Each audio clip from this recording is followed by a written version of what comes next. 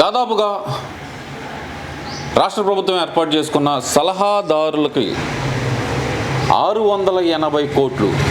ఏంటి మేడం, ఏం జరుగుతుందంటారు రాష్ట్రంలో? సార్, జీతం తీసుకుంటున్నారు, ఉద్యోగం చేస్తున్నారు, అర్థం కాలేదు. కానీ అటెండర్ కూడా వేలు ముద్రేసే లోపలికి వెళ్ళాలండి. అటెండర్ సైతం ఈరోజు పాపం మన గౌరవ జగన్మోహన్ రెడ్డి గారు పెట్టిన వాలంటీర్లు కూడా వేలు ముద్ర వేయాలంట. పాపం 5,000 తీసుకునే వాలంటీర్లు సైతం వేలు ముద్ర వేయాలి. మరి సలహాదారులు ఎంతమంది ఉన్నారో మీకు తెలుసా అండి? 89 మంది సలహాదారులట. మరి ఎందుకనో ఆ 11 వదిలేశారు, 100కు 100 పెట్టేస్తే పేడా పోయేది. సో 680 కోట్లు వారికి ఇచ్చేటటువంటి జీతాలు. దీని గురించి నిన్న ఎక్స్ చీఫ్ సెక్రటరీ అనుకుంటా అండి, బహుశా ఆయన ఎవరు, బాలసుబ్రహ్మణ్యం గారు ఎవరు ఉంటారు చూడండి, చీఫ్ సెక్రటరీ, ఆయన చెప్పారండి. నేను ఎలక్షన్ టైంలో చీఫ్ సెక్రటరీ సుబ్రహ్మణ్యం గారు ఎవరైతే ఉన్నారో ఆయన అన్నారు, నా శాలరీనే 2.5 లక్ష, నా డ్యూటీ టైమింగ్స్, వేలు ముద్రలు, కార్యక్రమాలు చాలా ఉంటాయి. కానీ ఎవరు వీళ్ళంతా? 89 మంది సలహాదారులు.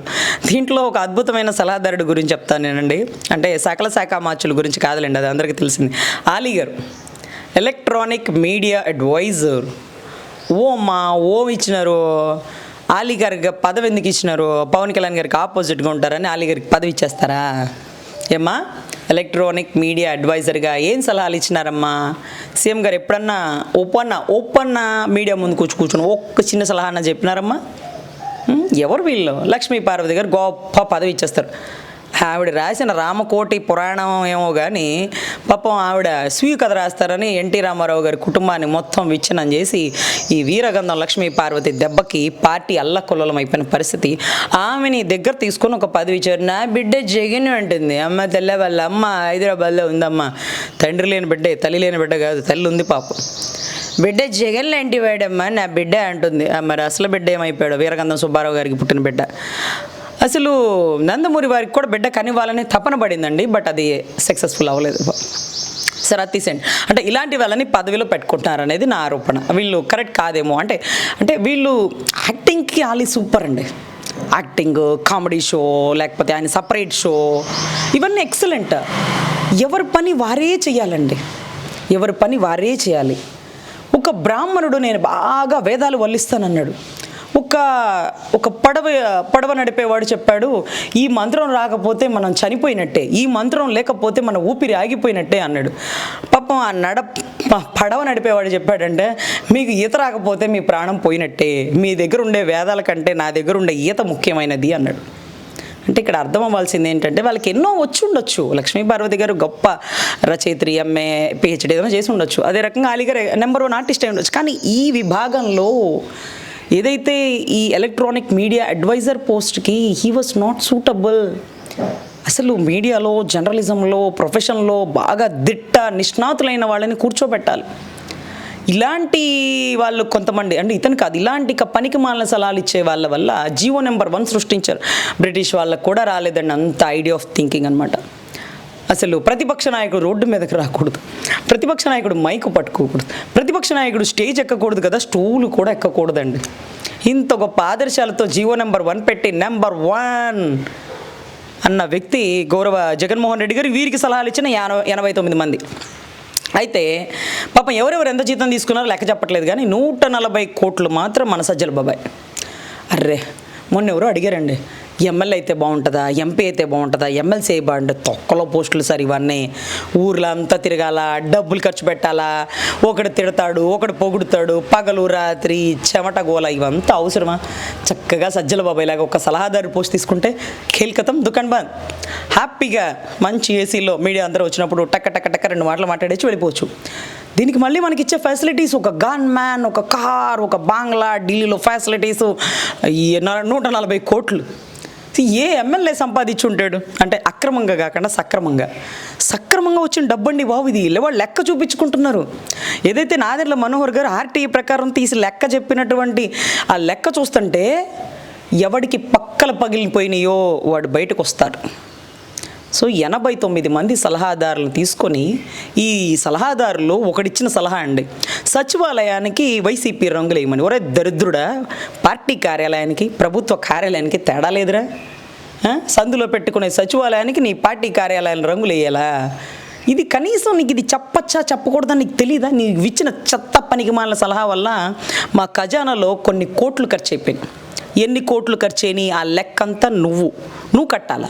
అరే ఒక గవర్నమెంట్ ఎంప్లాయ్ ఏదైనా ఒక ఫండ్ ఇచ్చినప్పుడు దాన్ని అటు ఇటు ట్రాన్సాక్షన్ ఏదైనా తేడా పడితే పాపం సెక్షన్ 409 మిస్అప్రాపరియేషన్ ఆఫ్ పబ్లిక్ ఫండ్ అంటూ అతన్ని అరెస్ట్ చేసి జైల్లో పెట్టి అతని దగ్గర నుంచి ఫండ్ రికలెక్ట్ చేసి అతను ఎవరెవరికి ఇచ్చాడో వాళ్ళ మీద కూడా కేసులు నమోదు చేసి ఒక చిన్న పంచాయతీ సెక్రటరీ స్థాయి గల వ్యక్తి ఉద్యోగం కోల్పోయి మా హైకోర్టు చుట్టూ తిరుగుతున్నాడు. ఎంఆర్ఓలు పంచాయతీ సెక్రటరీలు. మరి తమరేంటండి, మీ వల్ల మా ఖజానాకి ఇంత గండిపడిందే, అది మీరు కట్టరా? దొబ్బేసుకొని వెళ్ళిపోతారా? 680 కోట్లు అఫీషియల్. అన్అఫీషియల్ ఎంత అండి? అంటే ఇక్కడ ఒక్క విషయం మేడం, ఇది అఫీషియల్గా మనకి ఇచ్చిన శాలరీలు చెప్తున్నారు. వాళ్ళకి ఇచ్చిన అలవెన్స్లో అంటే ఇది అడగొచ్చు అడగకూడదో కూడా తెలియని ప్రశ్న నాకు. డిన్నర్ సెట్లకు 2 లక్షలు, వంట సామాగ్రికి 4 లక్షలు కేటాయించడం ఏంటి మేడం? అసలు ఏం జరుగుతుంది రాష్ట్రంలో? అసలుకే పేద రాష్ట్రం, నేను అసలుకి రాష్ట్ర ప్రజలకు ఏం చేయలేకపోతున్నాను అంటూ మరి జగన్మోహన్ రెడ్డి గారు బాధపడిపోతున్నారు కదా. నేను ఇంకా మళ్ళీ వస్తే కనుక, మళ్ళీ అధికారంలోకి వస్తే నేను ఇంకా బాగా చేస్తాను, ఉద్యోగస్తులు జీతాలు పెంచమంటే మన పేద రాష్ట్రం అని పలుకుతున్నా ఇదే జగన్మోహన్ రెడ్డి. డిన్నర్ సెట్కి 2 లక్షలు ఏంది మేడం? వంట సామాగ్రికి 4 లక్షలు ఏంది మేడం? ఏం జరుగుతుంది మేడం అసలుకి? ముఖ్యంగా గాలి జనార్దన్ రెడ్డి గారు బాత్రూమ్ని బంగారం దాంతో ఏదో కూర్చునే సెట్టింగ్ వేశారట. ఆయన మంచి ఫ్రెండ్స్ అండి. ఆయన 100 కోట్లు పెట్టి ఈయన కొందామంటే ఇద్దరు అదే పోయి ఉంటే ఈ పాటికి ఎప్పుడో సర్దేసి వైజాగ్ దుకాణం పెట్టేసి ఉండేవాడు. ఆడ 450 కోట్లు పెట్టి ఇల్లు కడుతున్నానని చెప్తున్నాడు. ఇంకొకటి ఏంటంటే ముఖ్యమంత్రి పేదవాడేనండి. గత అఫిడవిట్లో నాకేమీ లేదని రాశాడు. ఈ అఫిడవిట్లో అతనే చెప్పాడు నాకు ఇన్ని వేల కోట్లు ఉన్నాయని రాశాడు. 1000 కోట్లు అడ్వాన్స్ ట్యాక్సే కట్టానని రాశాడు. ఒకప్పుడు ఏమీ లేక ఇల్లు తాకట్టు పెట్టుకొని పార్టీ ఫండ్ కాపాడుకొని పార్టీలో అభ్యర్థిని గెలిపించుకోవడం కోసం ఆ ఇల్లు తాకట్టు కూడా పెట్టుకోవడానికి వీలు లేకపోతే అసెంబ్లీ సాక్షిగా చంద్రబాబు గారి దగ్గర పర్మిషన్ తీసుకొని ఆ తాకట్టు పెట్టుకున్నటువంటి తరుణాలు మనకు తెలుసు. మరి మీరు అంటారే ముఖ్యమంత్రి ₹1 జీతం తీసుకుంటాడు తెలుసా మీకు? అదే కదా స్టేట్మెంట్ ఇచ్చింది. వాళ్ళ నాన్నగారు ₹1 డాక్టరు, ఈయన ₹1 ముఖ్యమంత్రి. ₹1 ముఖ్యమంత్రి. ఈరోజు ఆయన జీతం ఎంత ఉంటుందంటే నాకు తెలిసి ఒక ₹60 ఉంటుందేమో. ₹60 ఈయనకు మాత్రం జీతం.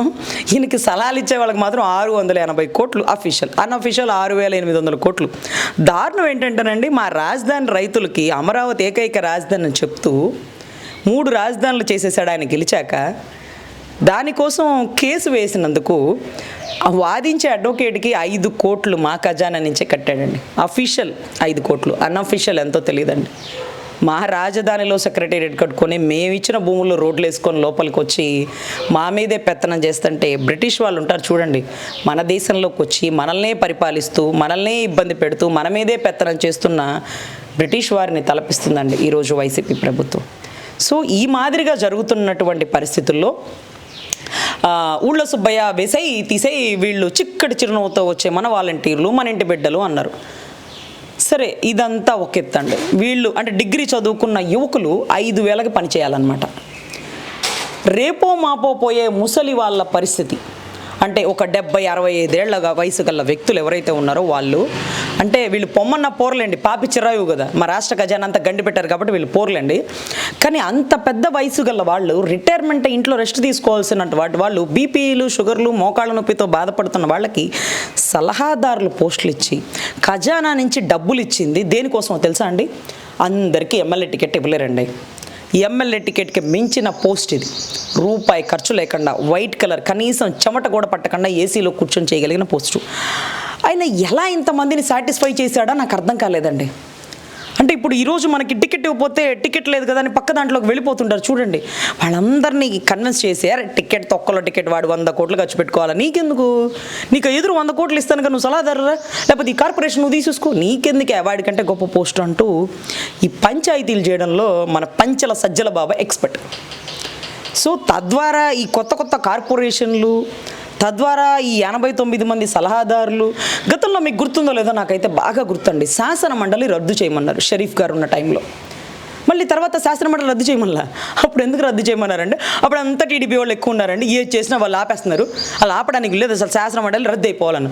అప్పుడు మా లాంటి వెర్రిబాగులోళ్ళు ఏమన్నామంటే, అయ్యా మీ నాన్నగారి కోరిక అయ్యా, మీ నాన్నగారు కావాలని పెద్దల సభ తెచ్చుకున్నారయ్యా, మీరు అలా తీసేయకండి అయ్యా, నాన్నగారు అడుగుజాడల్లో నడుస్తానన్నారు కదా అంటే, లేదు దానివల్ల ఇన్ని కోట్లు నష్టం జరుగుతుంది, ప్రభుత్వ ఖజానాలో ఇన్ని కోట్లు వేస్ట్ అవుతుంది, ఎందుకు ఆ శాసనమండలి రద్దు చేయండి అని ప్రపోజల్ పెట్టారు. హైకోర్టు గేటు బయట గొంతు చించుకున్నా నేనే.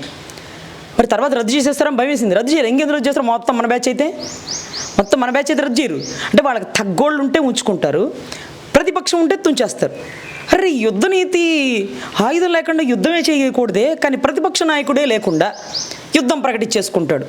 అప్పట్లో మనందరికీ బాగా గుర్తు కదా, అదేంటి నామినేషన్ వేయడానికి వచ్చిన పాపం సర్పంచులు, ఎంపీటీసీలు, ఆడవాళ్ళు జాకెట్లో దాచుకున్న నామినేషన్ పత్రాలు కూడా చించేసి రోడ్ల మీద కొట్టేసి, ఇళ్ళు పగల కొట్టేసి, కబ్జాలు చేసి, అదేంటిది కిడ్నాపులు చేసి, అసలు వాళ్ళు నామినేషన్ కూడా వేయకుండా ఇనానమస్గా ఎంపికైనటువంటి నిరంకుశ ప్రభుత్వం అని చెప్పాలి. సో తద్వారా ఈరోజు ప్రజా సలహాదారులు, ప్రభుత్వ సలహాదారులు, what ever it may be, వీళ్ళు గవర్నమెంట్ అపాయింటెడ్ పోస్ట్, వీళ్ళ మీద మన అధికారం ఉంటుందండి. ఆర్టీఏ వేసి ఎవడరా సచివాలయానికి రంగులేమని చెత్త సలహాలు ఇచ్చినాడు, చెత్త వెదవా, వాడు డబ్బులు కట్టాల్సిందే. దిశ యాక్ట్ ఏంటండి 21 రోజులు ఉరి తీసేయాలంట, 10 ఏళ్ళు అయింది ఆయన సిబిఐ కేసు. ఎన్నిసార్లు ఉరి తీయాలండి? ఇలాంటి చెత్త సలహా ఇచ్చినటువంటి సలహాదారుడు ఎవరు? జీవో నెంబర్ 1 సృష్టించిన దౌర్భాగ్యుడు ఎవడు? అదే రకంగా ఎన్నో పనికిమాలిన సలహాలు ఇచ్చి ఖజానా మొత్తం ఖాళీ చేసి ఈరోజు చక్క భజన చేసే వాళ్ళు ఎవరు? అసలు మీకు ఒక విషయం తెలుసా, ఈ పేర్లు 89 పేర్లు చెప్తే వీళ్ళెవ్వరు అసలు ఆంధ్రప్రదేశ్లో ఉండేవాళ్లే కాదు, అసలు భారతదేశంలో లేని వాళ్ళ పేర్లు కూడా వస్తాయి. అసలు పంచ ప్రభాకర్ లాంటి వాడు ఆ పక్క రాష్ట్రం నుంచి, పక్క దేశం నుంచి సలహాలు ఇస్తున్నాడు కదా, మీకు తెలుసు అతను కూడా ఒక సలహాదారుడు అయి ఉంటాడేమో కదా, అయి ఉండకొచ్చు కదా, అవకాశం ఉంది కదా, మరి ఎందుకు అంత ఓపిక సలహాలు ఇస్తున్నాడు? అతను కూడా ఒక సలహాదారుడేమో చెప్పలేము, పక్క దేశాల్లో ఉండి సలహాలు ఇస్తున్నాడు, ఈ దేశానికి రాలేని పరిస్థితుల్లో. సో ఖచ్చితంగా ఎవరెవరు సలహాదారులు ఉన్నారో పేర్లు తీసి, వాళ్ళ క్వాలిఫికేషన్ తీసి, వాళ్ళు ఎవరికి చక్క భజన చేసి దాంట్లో టక్క టక్క టక్క టక్క రెడ్లతోనే ఒక 20, 30, 40, 50, 60, 70 వెళ్ళిపోతాయేమో. సో చూద్దామండి ఈ సలహాదారులు ఎవరు, వీరు ఎంతెంత జీతాలు తీసుకున్నారు. 680 కోట్లు అఫీషియల్ మనీ ఎవరెవరి అకౌంట్లో ట్రాన్స్ఫర్ అయింది, వాళ్ళకి ఇచ్చే అలవెన్సులు ఎంత? ఇదేంటండి బాబు, ఇందాక చెప్పారు డిన్నర్ సెట్ 2 లక్షలు, వీళ్ళ బ్యాండ్ మేళానికి వెళ్తున్నారా మొత్తం సంచి సవేళ సర్దుకొని పోవడానికి?